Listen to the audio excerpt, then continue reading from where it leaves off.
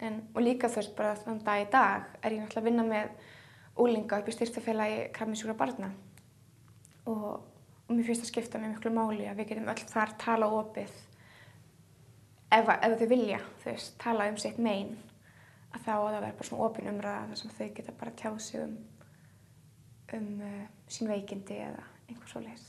Ég held að skipta miklu máli upp á það að manni líður ekki illa með sinn sjúkdóm. Ég var sjálf í unglingahópnum hjá styrktarfélagi krabbameinssjúkra barna þegar ég var lasin og reyndi að mæta bara alltaf þegar ég gat og fannst það mjög gaman. Það voru krakkar á svipum aldri og ég, aldrinum 13 til 18 ára, sem hefur kannski greinst þegar voru yngri eða sem börn eða greinst sem unglingar. Þannig að voru krakkarnir sem voru komin yfir veikindin og önnur sem kannski voru lasin, sem mjög gott sambland því að þá sér maður, krakkar sem eru orðin heilbrigðir og hafa, læknast af sínum sjúkdóm og það veitir manni svona vonaneista, bara já, ég get líka orðið hraust. Og það var mjög jákvætt fyrir mig, svona tók mig á svona jákvæða sálfræðinni.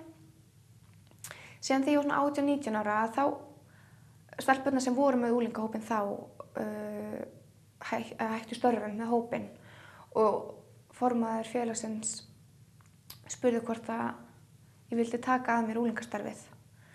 Og á þeim tíma fannst mér það svona,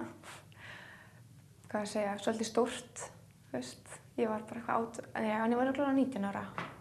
En það var samt svolítið stórt að fara að sjá einhvern unglingahóp. En engu að síður fannst mér áskorun og ég ákvað að taka því. Og hefur verið að sjá unglingahópinn síðan þá og bara rosalega góð þáttaka hjá þeim.